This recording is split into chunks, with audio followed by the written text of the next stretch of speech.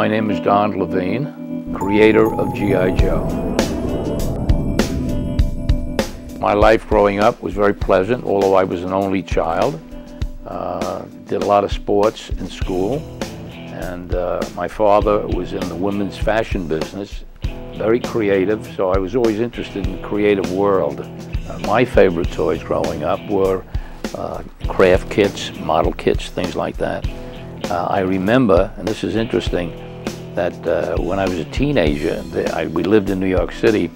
There was a store on Madison Avenue called the Soldier Shop, and it was a small store, and you could go into that place and you could buy a small die-cast military figure, or you could buy a whole world of them, and then they would paint them, create them. Very successful, and I always loved those figures, and that sort of put me in the feeling of military and the excitement of the military world. I became older. I was very interested in the Bible and what it said, and especially the Old Testament, even more than the New Testament, because, as I say, I was at that particular point interested in the Word of God, good versus evil. As I got older, I went into the service and went overseas to Korea.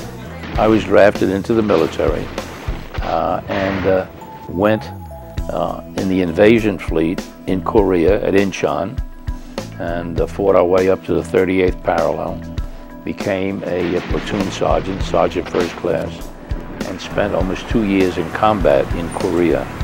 And you can see how the military at that time made a lot of sense to me.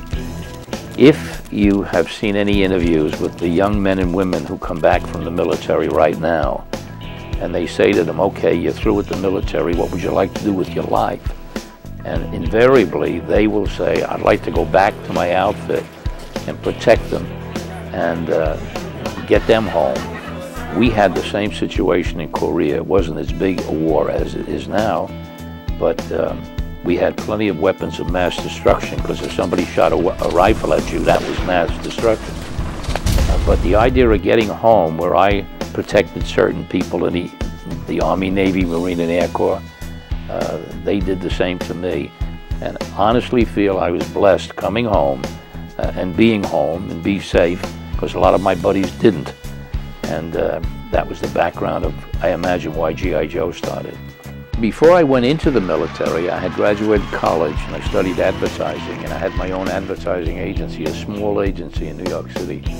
When I came back, I went back into the advertising business before I went into the toy business. And again, you can see the promotions and marketing and advertising, that whole background. But always in the back of my mind, honestly, was the idea that I'm very happy to be home. Heroes have brought me home.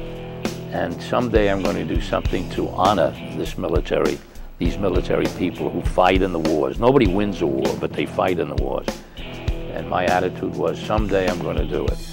And eventually, when I joined Hasbro Toy, who is now the second largest toy company in the world, we were looking for something like the Barbie doll that Mattel did. Barbie's small and so petite, her clothes and figure look so neat. And Mattel Toy preempted us, G.I. Joe, by coming out with it in 1959, and G.I. Joe came out in 1963. We had no name for G.I. Joe.